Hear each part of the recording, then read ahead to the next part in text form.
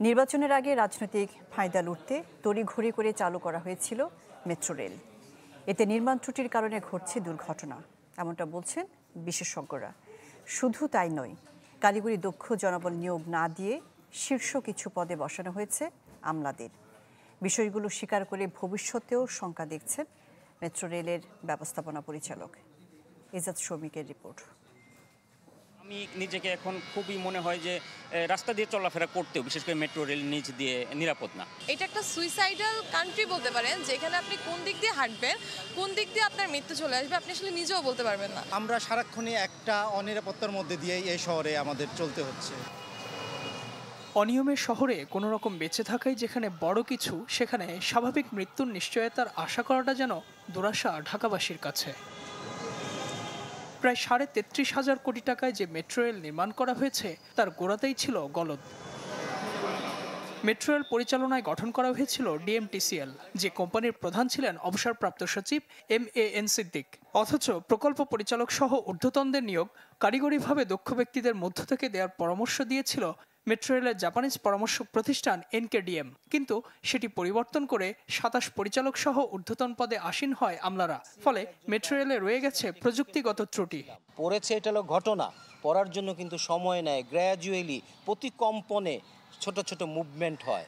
এই মুভমেন্টটা দেখার মতো কোনো লোক ছিল না। কেন নাই?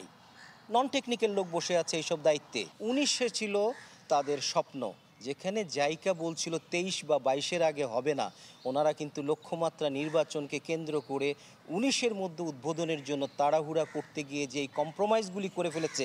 একটা সেফটি অডিট করে নেওয়ার কথা, সেই অডিটটা না করে জনগণের ব্যবহারের জন্য দিয়ে দেওয়া, এটা মারাত্মক ভুল হয়েছে আমি বলবো।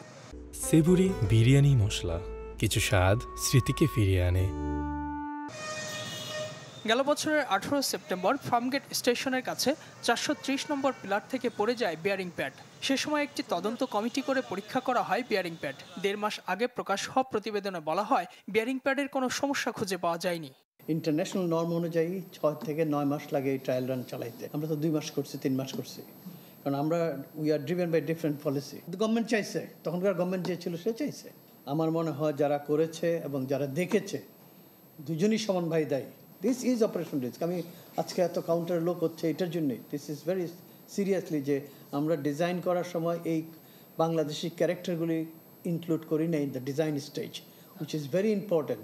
আমার দেশে ধুলা পড়বে, পলিউশন হবে, ময়েশ্চার থাকবে, বৃষ্টি হবে, এটা নতুন কিছু না। ওইটা করার মতো আমাদের নিজস্ব সক্ষমতা তখন ছিল না হয়তো।